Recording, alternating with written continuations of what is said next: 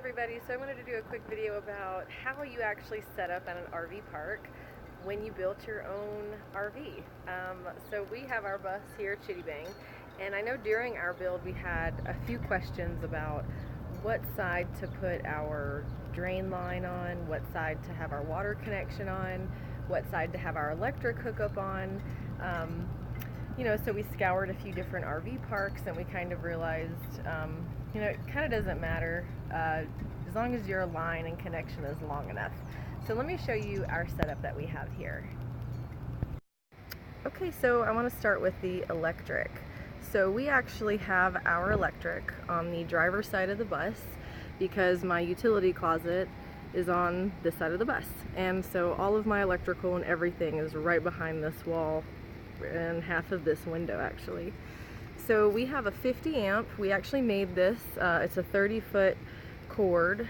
We just Googled, the parts that you needed and the type of wire and stuff. So we have our shore power hookup right here. And then this cord, like I said, it's 30 feet and it's been long enough everywhere we've gone. So some RV parks actually have this electrical box. It's on a meter. And then you have just to plug in here with breakers and such. The plug next to the one we're plugged into, so this is a 50 amp, and then there's a 30 amp, and then just your basic 110 or 120. So as far as like needing certain connections, we also have what's called a dog bone, and I'll show you that in a second. And the dog bone will actually convert your 50 amp to 30 amp and then 30 amp to your basic household. So, which you can use on a generator, which is kind of cool. I have some other videos on my tiny house power videos you can look up that has more information on that. Okay, so this is the dog bone that I was talking about for your electric. So this is the 50 amp side, so you would do your 50 amp plug here, and then it converts it to 30 amps. If you want to be really prepared, grab another dog bone that you'll attach to this, and it goes 30 amps to a regular household plug, which, like I said before, is great for generators or if you're plugging into a friend's house. We just, almost a year later figured that out when we had to be plugged into a generator for a work camping gig that we did. So that was something that we added later. So if you want to be prepared, get one of these, get a dog bone that has a regular, standard outlet on it, and you'll be really prepared for any campground. If you built your own bus, you probably built it with energy consciousness in mind. Unless you have a microwave or something, you're not going to need more than, regular household, honestly, or even 30 amps. Our electric situation, we've been able to run all of our stuff on regular household plug with air conditioner, the fridge plugged in, and we have a propane fridge, so it's not as powerful as a large fridge, but check out my other videos when I talk about electricity, because you'll kind of get an idea of what we have running on solar, on a generator, and other cool stuff. So just check out our library on that. But these are really great plugs to have. Alright, and next up is going to be the water. So there's always just a very simple faucet that you just plug up to, and we use the RVing white hose you see a lot of the RV people use. And then we also have our water filter system.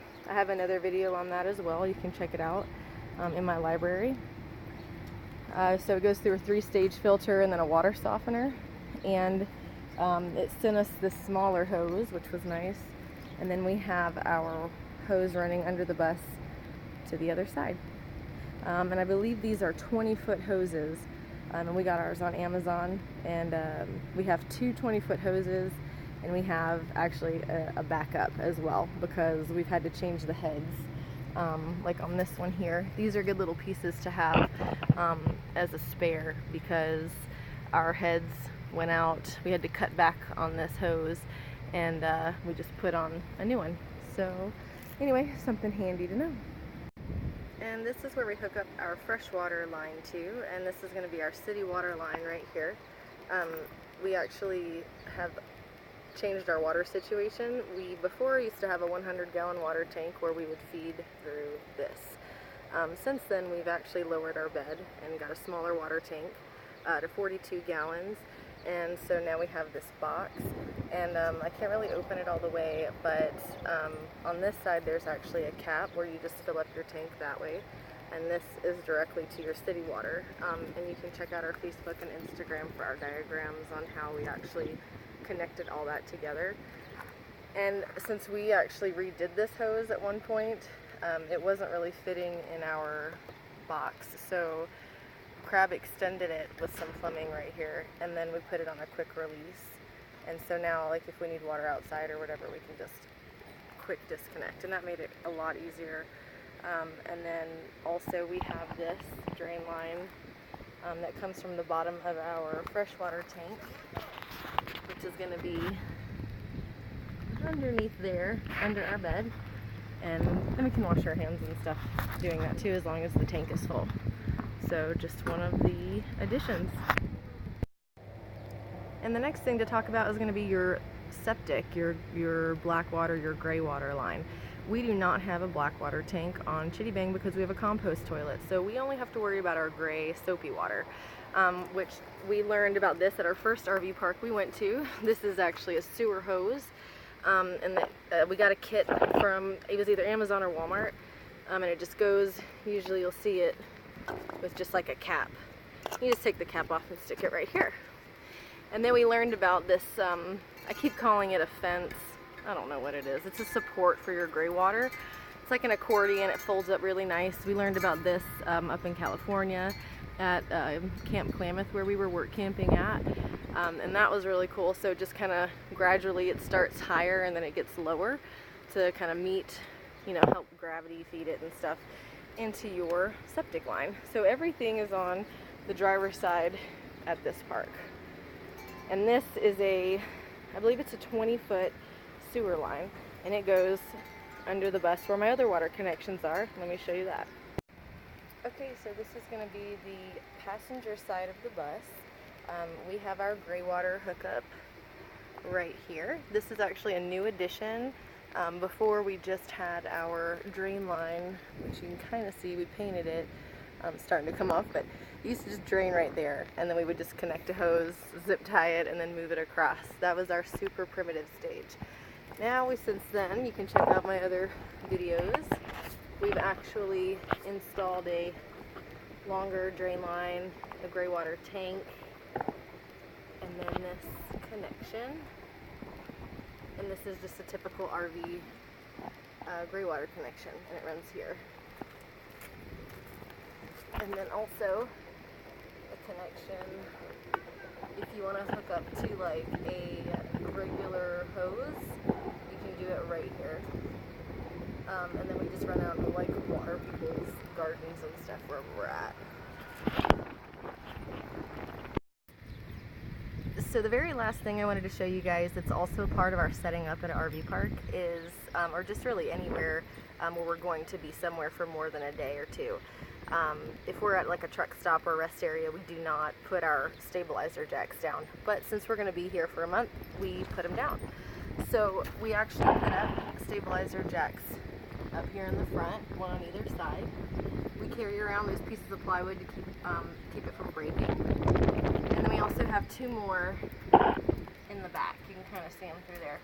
I have my rear end garage tour on my on my YouTube page that you can check out, where I kind of get in there and show you how we welded them up. But these are a really great addition. I do want to start carrying something so we can raise them up, maybe cinder blocks. I see a lot of people using cinder blocks, so the jacks don't have to come down as far. On the back end, they're actually extended pretty far, but this is a pretty unlevel park. So anyway, just really cool stuff. Wanted to show you guys. Just like I said, one of the last things that we do whenever we set up is put our stabilizer jacks down, and then we have a level inside of the bus to show us like if we're level or not. It's actually like a circle level with the level and bubble in the middle of it, and we'll just set it on the counter or in the middle of the floor and see how level we are based on that.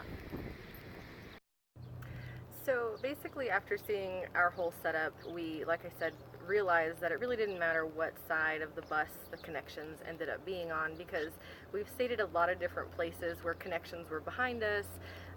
They were 29 feet away, and we had a 30-foot power cord, where everything, it's always just been on one side of the bus or the other. So I think as long as your connections are long enough and you have extra hoses or, you know, an extension of some sort, you're going to be fine as far as that goes. My tips on setting up at an RV park, especially if you have kids, 5 and up really, I mean, teamwork makes the dream work. That's kind of our motto. So anytime we set up somewhere, everybody has a job. Somebody's grabbing hoses or the septic hose or the support. There's little projects that need to get done, and it actually gets done a lot faster when everybody contributes. So, you know, everybody kind of falls into their role, and we can get done in 10 to 20 minutes setting up, you know, instead of having just one person do all the work. And I think one of the things that our bus taught us during the whole experience, I mean, just through building it, is that you know, you have to have teamwork. Everybody has to be able to pitch in, and it's a lot easier on everybody. So just some of those travel tips, I think, would be really helpful to first timers and people who are nervous about going to their first RV park. This was the first time we had all of our gray water connected and ready to go, and all of our new freshwater plumbing hooked in, and so it made everything so much smoother. Probably how a first-time RVer with an actual RV feels. But you know, over time and trial and error and just learning and seeing and watching people and figuring out what's functional for us and what works best for us, the setup I just showed you has been on point and super simple. Hope this was helpful, guys. Have an awesome day.